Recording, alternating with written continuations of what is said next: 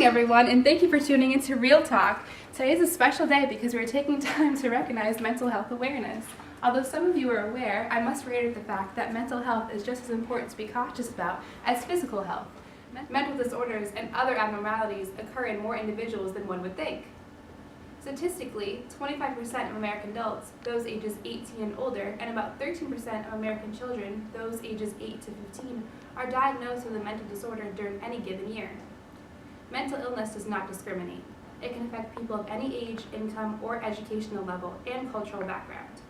That being said, let's explore the topic of a culture-based disorder from outside of the United States and try to discover ways we can relate to it. To do that, we're going to need some help from an expert in the field. Please welcome our special guest, Raymond Prince, to talk to us about the disorder he developed. Hello. Thank you for having me. Hello, Raymond. Thanks for taking the time on your busy schedule to meet with us at Real Talk. Oh, thanks for having me. If you want, you can call me RH. Okay, RH. Let's talk about the disorder that you founded. What is it called? Well, I discovered Brain Fag Syndrome in Nigeria during the 1960s. What led to this important discovery? Well, I observed symptoms and repetitive gestures that motivated me to continue to further to look into this epidemic based around male college students in Nigeria during the 1960s. How did you come up with that name? I actually didn't come up with it on my own. The students that were experiencing the syndrome of brain fatigue referred to it as brain fag, and the name just stuck. That sounds very interesting. What prevalent symptoms stood out to you during this time? Well, at first I saw the students were experiencing major depressive disorder because many of them couldn't concentrate on a matter on hand and showed diminished interest in most activities. But as the somatic complaints and the demographic distribution soon changed, my mind made me realize that these symptoms must represent something else. Could you explain this in a little bit more detail? Sure. My original symptoms were broken down into two different types of impairments: intellectual impairments and sensory impairments that were mostly visually related, and some somatic complaints such as burning sensation in the head and the neck regions. What were some common features that you saw in the syndrome? Well, the main feature of the syndrome were prolonged sensation in the head and body, unpleasant, clinical symptom pain, burning, heat in the head, and feeling of vacancy. The visual disturbances consist of diminishing interest, pain in the eyes, and tearing. Lastly, cognitive impairments such as inability to grasp or writing or spoken words, inability to concentrate, poor retention.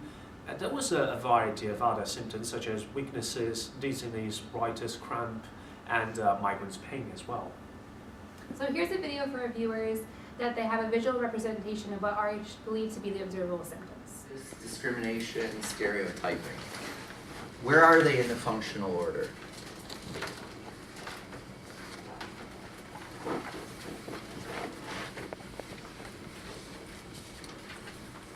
Beginning, middle, end. In the beginning. Okay.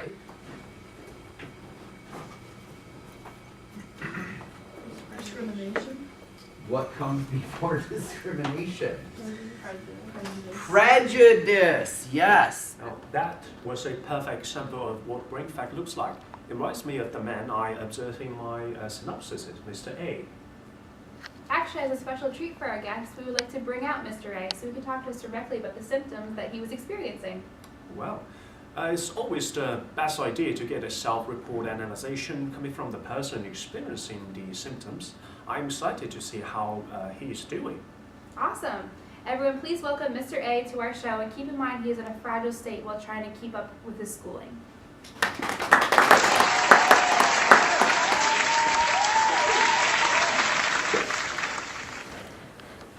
Hi everyone, thanks for having me.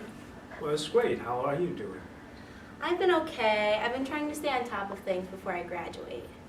Mr. A, I understand that you've been diagnosed with Brain Fag Syndrome. Can you explain to the viewers what your original symptoms were like? So at first I thought I was just really overwhelmed with school. However, I realized that my symptoms were more extreme than any of the other symptoms in my classes. I was feeling burning sensations in my head and pains in my eyes that resulted in me crying all the time. I would start to feel very weak and dizzy when I would attempt to study or do any sort of comprehension work. I started to realize that my symptoms were exacerbated by reading or listening to lectures. I also became more and more forgetful, and my lack of concentration really began to impede on my ability to study. I can't imagine what you went through during this time. RH, can you explain some of these symptoms? Oh, sure. The symptom onset is gradual, and the somatic symptoms in the head typically occurs prior to the feeling of intellectual impairments. This makes sense why Mr. A experienced burning sensation in the head while reading. Wow, so it sounds like these symptoms can occur with intellectual activity of any kind, at any given time. That's scary. How did you manage yourself? My symptoms were continuously present, so I started to isolate myself from any intellectual activity because I couldn't deal with my excruciating symptoms any longer. I was so unhappy and I couldn't keep living like that, so I was grateful for RH to come into my life and make symptoms that I had seem valid and significant. Well, the day I met Mr. A, he stood out to me because of the sad, anxiety-ridden look on his face. He was continuously scratching his scalp, rubbing the vertex of his skull, especially when the professor would discuss a question. I could physically see Mr. A attempting to concentrate on the matters at hand in order to answer this question, and I was easily observable that he knew the answer, he just couldn't articulate it. That's when I knew he was the perfect candidate for me to utilize my new scale of measurement. What scale are you talking about? Well, the Brain Fag Syndrome scale, also known as BFSS, is a screening scale I developed. It screens for and diagnoses brain fag syndrome using 3 responses options of 0, 1, 2, corresponding to never, sometimes, and often. The scores ranges from 1 to 14, and higher scores represent a manifestation of the syndromes. When the respondent has a score of 6 or higher, the respondent is considered to be manifesting brain fag. For a diagnosis to be reached, the score of 6 and above must have item 4 and item 5 represented with either a 1 or 2. The scale has been found to have face validity. Some examples of items are: I suffer unpleasant sensation in my body related to study, and I experience brain burning, crawling heat or cold, or other unpleasant sensations in my head while studying. Items like this help indicate to what degree an individual experiencing syndromes of brain fag. Did you have any help in developing the scale? Although I originally formulated the scale, Mr. Moracchino modified it in years later in order for it to be used in a more efficient manner. I appreciate his work because it has allowed the disease I discovered to become stronger and more developed. The development of psychology as a whole arises from multiple perspectives debating with each other. Exactly. This is why the science of psychology keeps advancing at such a fast pace. We want our viewers to gain a true, deeper understanding of this culture-bound syndrome. I think that bringing another expert on the topic would be beneficial. That's certainly the case. Having multiple perspectives on a topic allows for the contents to be challenged. With that, the topic can become stronger and more well-developed. I think this is a great idea. Awesome. With that being said, let's welcome Dr. Chichi Ogwaya to the show.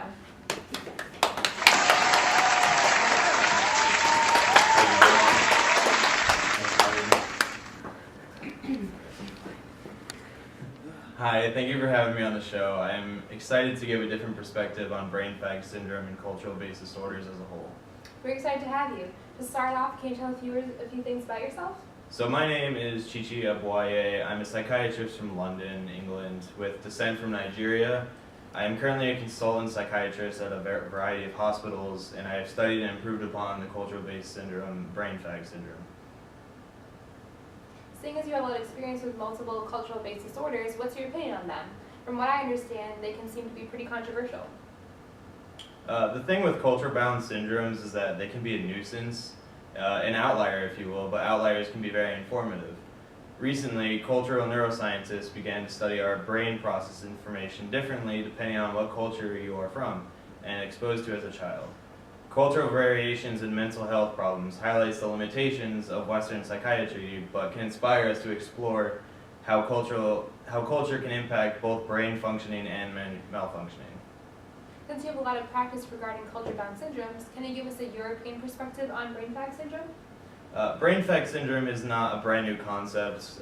During the British colonial days, medical practitioners from Africa were already reporting colored students having difficulties concentrating on academic materials. At this point in time, however, symptoms of Brain Fag Syndrome, such as somatic disorders and a lack of academic interest, were thought to be contributed to by the practice of underfeeding. Nevertheless, it affirms that Brain Fag Syndrome is a cultural-bound mental disease. Culture-bound mental disorders are prevalent in our world today. It is important to be aware of these because each demographic obtains different types of mental disorders that affect each individual differently. With that being said, I hope our viewers are able to relate to brain fag syndrome within their own lives while taking into consideration that the brain processes information differently depending on what culture you're exposed to as a child. Thank you for our guests for being here today. Now for a special segment of our show, we have a couple of questions for the audience. Each will be up for 30 seconds, and the first participant to get the answer correct will receive a special mystery prize from our sponsor, RH Prints. For everyone else who didn't answer a question, wait till the end of the show for your complimentary prize. We hope you enjoyed today's episode of Real Talk. Thank you again to all of our guests and our lovely audience. We will see you next time.